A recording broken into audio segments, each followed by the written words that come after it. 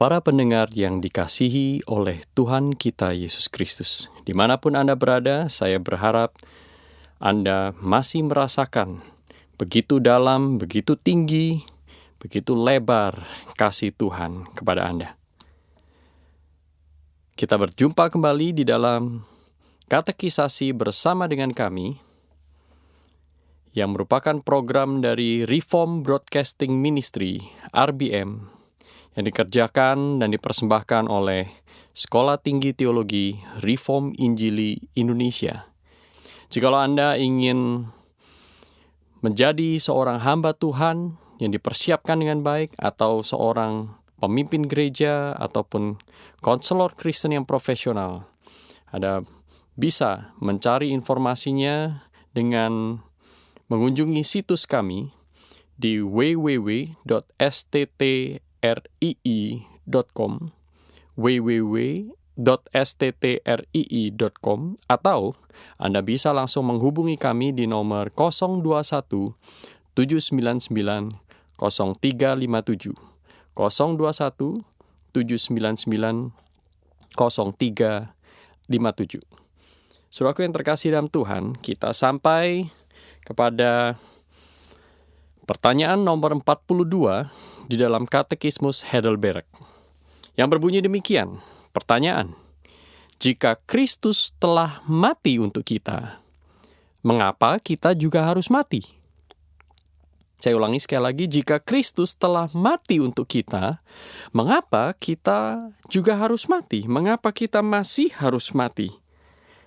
Maka jawaban dari Katekismus adalah sedemikian. Kematian kita bukanlah pelunasan hutang dosa-dosa kita, melainkan kematian bagi dosa dan pintu masuk ke dalam hidup yang kekal. Saudaraku yang terkasih dalam Tuhan, mungkin ada di antara kita yang juga masih bertanya-tanya hal ini. Katanya Yesus itu mati untuk kita. Kalau dia mati untuk kita, seharusnya kita hidup untuk selama-lamanya. Kenapa kita sekarang masih harus melewati kematian? Masih harus melewati kesakitan? Masih harus melewati kesengsaraan hidup di dunia ini? Jikalau Kristus itu sudah memberikan kepada kita hidup yang baru, dan katakanlah bahwa tujuan hidup baru itu adalah bersama-sama dengan Allah di surga, mengapa kita sekarang tidak langsung diangkatnya ke surga? Tetapi mengapa kita itu masih harus hidup di dunia ini? Sekali lagi pertanyaan seperti ini. Jika Kristus telah mati untuk kita, mengapa kita masih harus melewati kematian? Nah, saudaraku yang terkasih dalam Tuhan, di sini kita harus jelas sekali membedakan antara kematian Kristus dengan kematian kita manusia. Nah, yang jelas, saudaraku, kematian kita bukanlah kematian yang mempunyai sifat penebusan. Manusia, jikalau mati, dia tidak menebus orang lain maupun tidak menebus dirinya sendiri. Dan ini tercatat dengan eksplisit di dalam Mazmur nomor yang ke-49, Mazmur nomor yang ke-49, ayat yang ke-8. Demikian bunyi firman Tuhan. Tidak seorang pun dapat membebaskan dirinya atau memberikan tebusan kepada Allah ganti nyawanya. Atau sebenarnya dengan terjemahan yang lebih akurat, Mazmur bagian ini bisa diterjemahkan demikian. Tidak seorang pun dapat membebaskan orang lain atau memberikan tebusan kepada Allah ganti nyawanya sendiri, atau sebagai ganti bagi dia. Nah, saudaraku yang terkasih, di sini kita melihat bahwa satu prinsip pengajaran yang ketat, bahwa tidak ada seorang pun yang nyawanya bisa menyelamatkan dirinya ataupun menyelamatkan orang lain. Karena tidak ada satu orang pun yang tidak berdosa. Seluruh keturunan dari Adam yang pertama sudah jatuh dalam dosa. Karena mereka berada di dalam Adam yang pertama. Dan karena Adam yang pertama, yaitu manusia pertama yang sudah jatuh dalam dosa, maka seluruh manusia jatuh dalam dosa. Itu pula yang dikatakan oleh Paulus, lewat satu orang maut itu menjalar ke seluruh dunia. Nah, saudaraku yang terkasih dalam Tuhan, itu berarti kematian kita itu adalah satu akhir dari hidup di dunia ini. Kematian kita adalah akhir dari hidup di dunia ini. Kita tidak lagi hidup seperti sekarang, dan akhir dari segala sesuatu ini adalah kematian. Jadi kematian itu adalah satu pintu menuju dimensi yang berbeda, yaitu dimensi kekekalan. Dan Alkitab mencatat bahwa di balik pintu kematian, di sana ada penghakiman.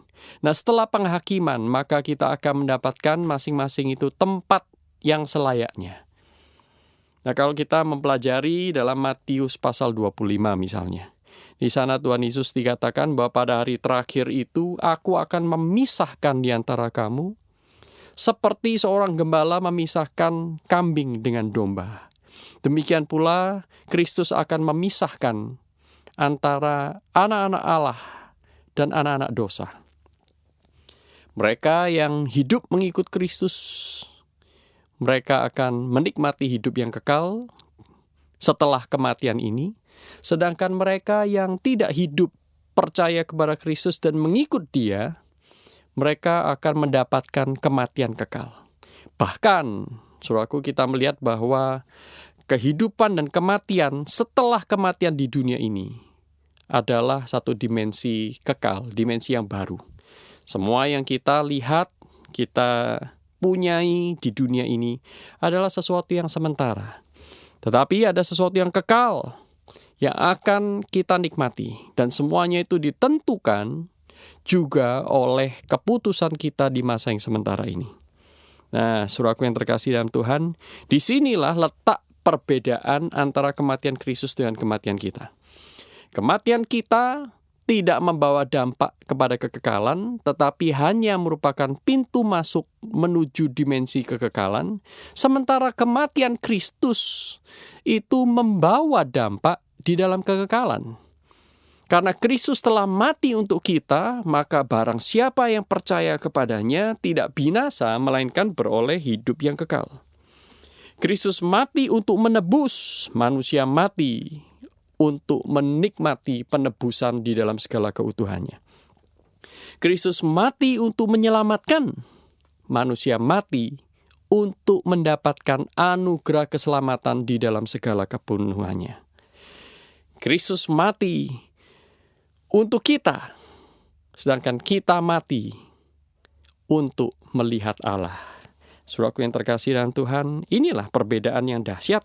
Perbedaan yang sangat kontras antara kematian kita dan kematian Kristus. Jadi jika ditanyakan kembali, jika Kristus telah mati untuk kita, mengapa kita juga harus mati? Karena kematian itu menghantar kita, kematian manusia, menghantar kita untuk masuk dalam dimensi kekal, dan di mana di sana kita akan menikmati seluruh anugerah berkat Allah yang Allah janjikan di dalam Kristus yang sudah mati untuk menebus kita, yang Dia sudah lakukan 2000 tahun yang lalu.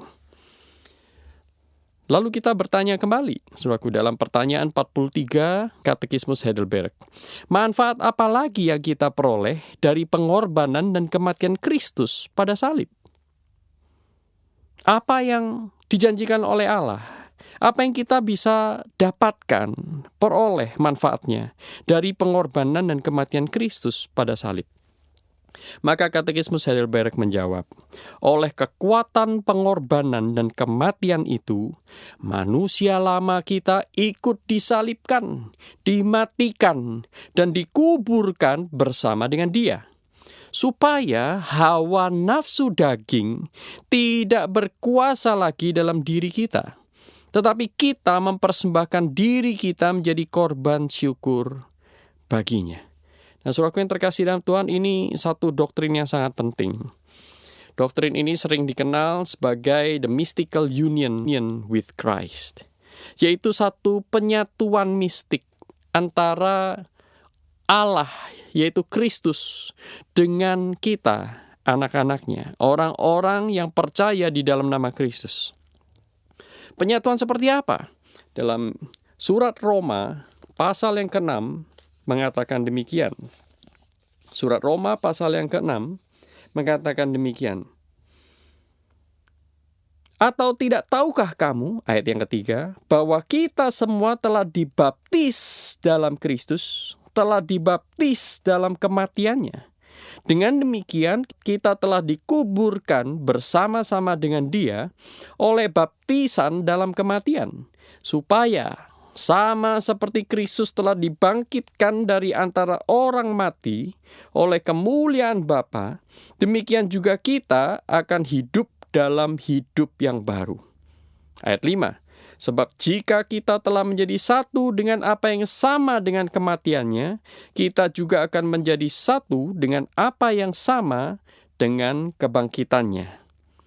Melalui bagian ini, khususnya pasal 6 ayat yang pertama sampai dengan ayat yang ke-14, Paulus ingin mengajarkan kepada kita satu kebenaran rohani yang luar biasa, yaitu bahwa barang siapa ada di dalam Kristus, mereka dipersatukan oleh Kristus sedemikian rupa, sehingga kematian Kristus menjadi kematian kita bagi dosa, dan kebangkitan Kristus menjadi kebangkitan kita di dalam hidup yang kekal. Nah, saudaraku yang terkasih dalam Tuhan, ini adalah satu misteri. Sangat sulit kita menjelaskan secara rasional. Karena ini adalah hal-hal yang suprarasional. Kita tidak bisa menalar bagaimana kematian Kristus, kematian Allah, kematian Sang Anak Manusia dan Anak Allah ini bisa menjadi kematian kita bagi dosa.